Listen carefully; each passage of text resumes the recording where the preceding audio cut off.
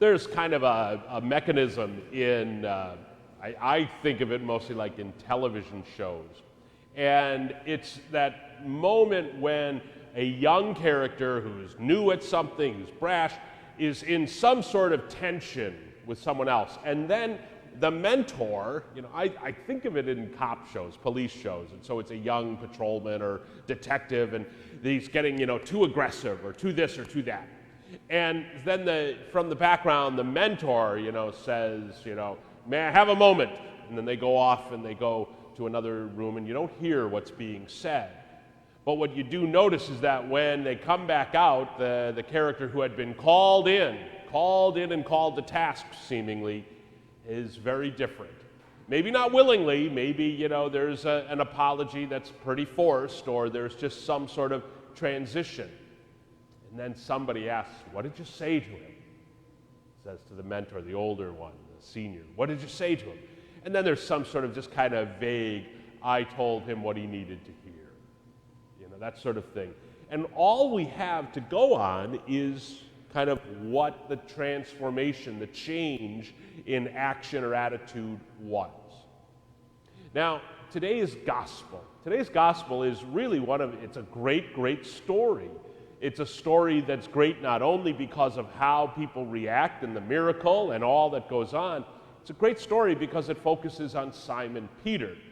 He would become the rock upon which the church is built. He would become the lead among the disciples. He would become the Pope, the core of the church on earth. So we take some great focus on this. And I have to believe that everybody, by the time they put these words to writing, Luke in this case put these words to writing, understood the role that Peter had and how this moment was transformational. Now that causes me, though, to ask a very serious question. If this is so pivotal, if this created such a transformation that drew Peter and his brother and James and John and drew them to abandon everything and follow him, why didn't Luke write it down? We don't have anything of what Jesus said. We have we have the Sermon on the Mount, we have the Sermon on the Plain, we have his discourses in the upper room. We don't have a single insight as to what he said first on the shore that made this fisherman who was listening a little bit with half an ear and repairing nets and cleaning nets, he was willing to let this stranger just get on his boat. What did he say when he was in the boat that allowed Peter to trust him when he started saying, push off and go to deep water, when Peter knew he had a fruitless night fishing?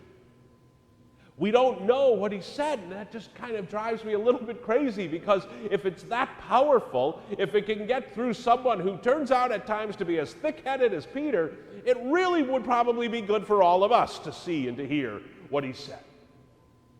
But someone, Luke in this case, decided, and there's no difference in the others really, Luke decided what's more important for us is to see the change that Peter went through. There's a subtle change. You'll notice it starts, he calls him Simon, then he calls him Simon Peter, which Jesus hadn't yet given him the name Peter, but just shows that it's going to happen, and then goes back to Simon at the end. But it is for us then to evaluate what happens to Peter himself, and what do we learn from that? If we don't have the words, let's look at the results. If we don't have the preaching, let's look at the impact. Well, we have Peter, like I said, was willing to let this stranger enter into his life, into his livelihood. I mean, this is Jesus just kind of walked up and got in the boat. I mean, this is like if I just showed up at your house and walked in. I mean, you wouldn't really be thrilled about that. Most of you would be polite. I know that. But probably after an hour or two, you'd be calling 911, okay? And, this is like I said, Simon's livelihood, a stranger. But yet, he had heard enough that made him willing to let this preacher, this stranger, come into this most private, most personal part of his life. And then we go on a little bit. He had heard enough that he was willing to let Jesus tell him how to do his job. I mean, Peter was a fisherman. Now, if we take all of the instances in the scriptures, he may not be a great fisherman, but he was a fisherman all his life nonetheless. And he had this man, maybe there was whispers, oh, that's the carpenter from Nazareth. Well, Nazareth has no big lakes, and carpenters are not known for their fishing abilities. They're known for their carpentry abilities. And yet, he was willing to humbly say, if you ask it, I will do it. He's allowing someone else to tell him how to make his job, his life, better than even he thought he could do it. For this, I use the example in my time here. Every few months, once or twice a year, one of you wonderfully, kindly sends me a book. And it's a book about, skills for administration, for business, executive. And there's a note, hey, Father, thought this, might help. It's a parish is a kind of a big business, and bring some of these skills, bring some of these corporate world skills to the church. It could help. It really could help. And I always read them. I draw this little bit of that, a little bit from this and that. But I've never done this. But I want to write back and send a Bible and say, okay, I'll use your book in my work, and you use my book in your work, and make a difference. Do you let that penetrate? Do we let Jesus penetrate and tell us we could do our work better, our skill, our profession, what we've practiced and done all of our lives? Then it moves on. Then we have the third little thing that not so little, that Peter does, that Simon does. He says, I am a sinner.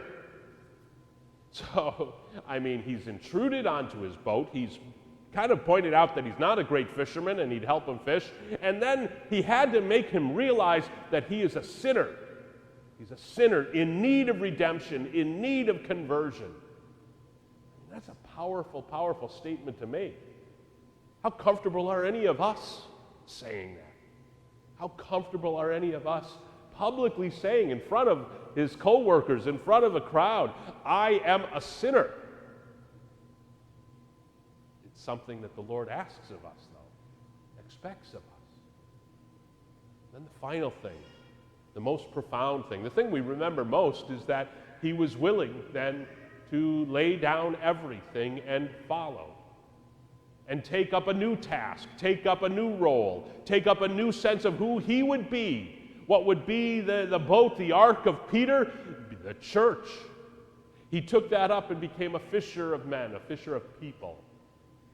I think what the gospel writer Luke is forcing us to do when he doesn't give us the words of Jesus that inspired these great transformational actions in Jesus, I think it's a great loss, but it's also a great challenge.